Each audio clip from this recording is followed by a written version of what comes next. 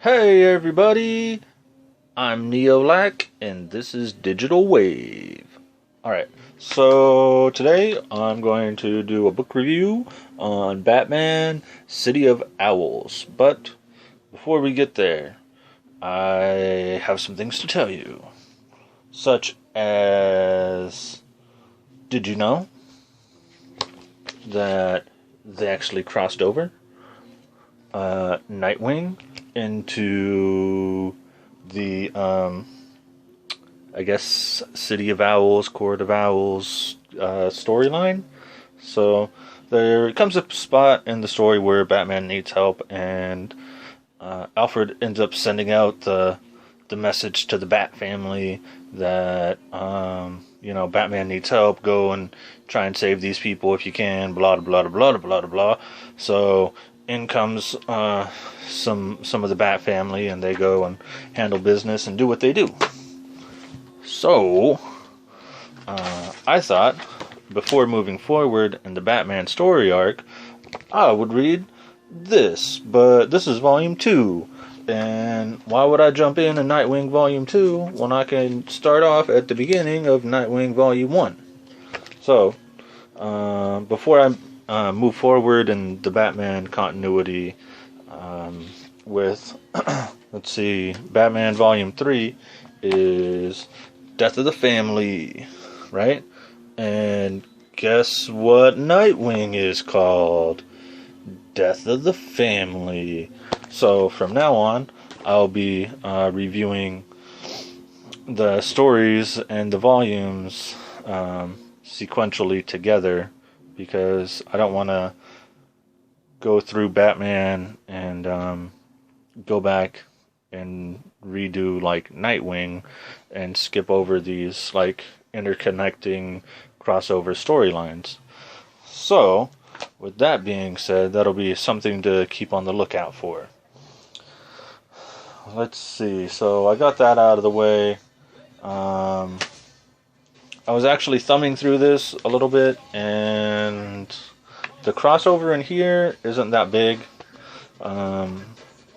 He doesn't really get too much into the Court of the Owls. I think it's only like one issue or so, and then he kind of goes back to doing his Nightwing thing, it looks like. So it'll be interesting and it'll be fun. So as far as this goes, so this completes the story of Court of Owls with City of Owls. So with this one, there are some guest artists, so some of the art does change throughout the issues. It's not going to be the same art that you've seen in Batman Volume 1. Just the style is a little bit different, but the style is still like top quality. Like, it doesn't get worse, you know what I mean? It just kind of adds a little bit different flavor to it, and I'm okay with that. Let's see. The story, the pacing is still good. I think there's some parts where it's just kind of like fluff, and it didn't need to be like drawn out so much, and it like some of the answers and some of the information that they were giving us could have been definitely compacted, and didn't have to have so much filler, I guess. So Batman Volume 2 covers issues 8 through 12, and the story just kind of concludes on 8 and 9. Like the story is just kind of over. I think like issue 10, we kind of start to dig into Alfred's past. We talk about his father, which I didn't know his father's name was Jarvis Pennyworth. That's kind of crazy and weird, because Tony Stark, like Jarvis, like that's the house computer, house servant, kind of does whatever Tony Stark says. And so to have Jarvis Pennyworth and Batman, they're like two of the same things, billion-dollar whatever philanthropist, genius playboy, and then you have, well, the other guy's just basically the same thing, except one of them has a suit that flies. Well, they both have a suit that flies. I don't know. Tony Stark doesn't ride a motorcycle, and he doesn't have a Batmobile. He just flies wherever he's going.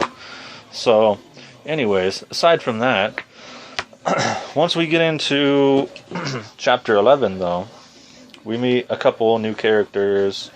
And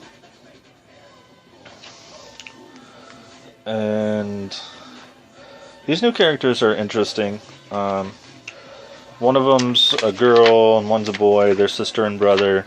They kind of grew up in a broken home, didn't have the best life, and so one of them just kind of fixed things. She's kind of like a fixer.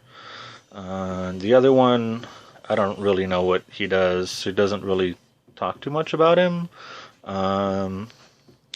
We do find out that he's gay, and so I thought that was really interesting because we don't really see too many not straight characters in comic books, and so to have, I guess, a minor character like that is interesting.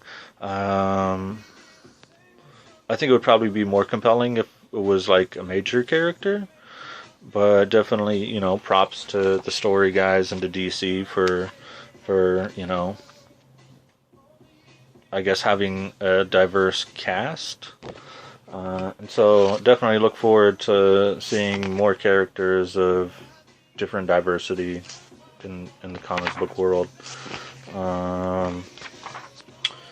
So also, I don't know why, but for some reason, this kind of, I feel like this has so right here you'll see this panel, that panel right there. It's in like Batman Volume 1. So we oh shit. That's my get ready for work thing.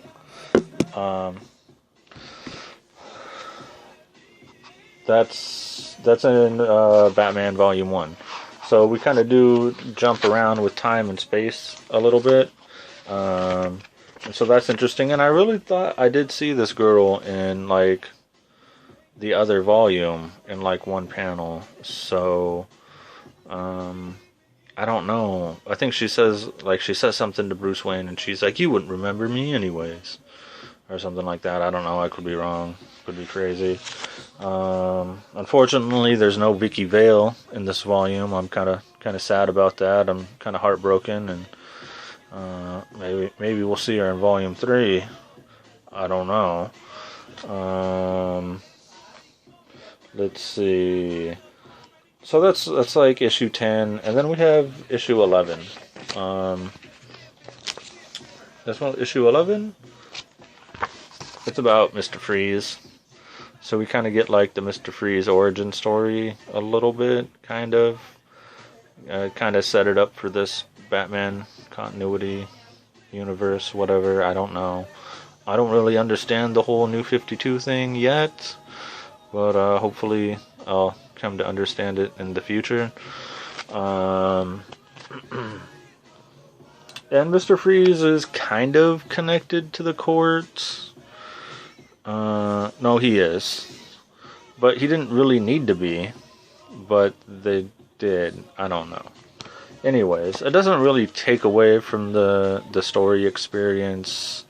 The writing and the art's just all on par. You can't really ask for anything more, anything better.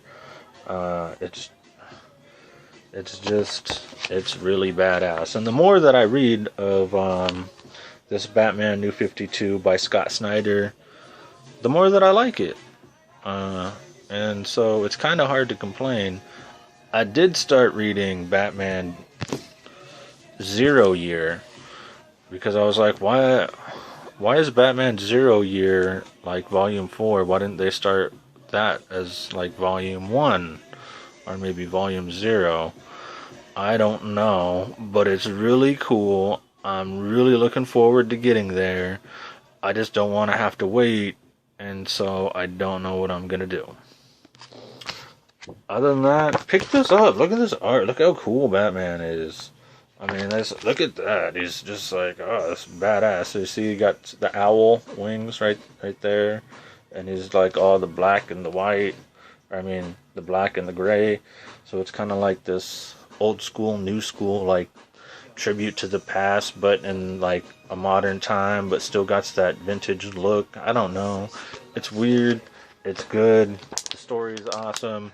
And if you're not reading it, I don't know what you're doing with your life. You need to pull it together and get on point and get caught up. I can't believe I waited so long to read this. So, that's all I got to say about that. Look for next, I will be reviewing. Maybe I might just skip this one and go right to this.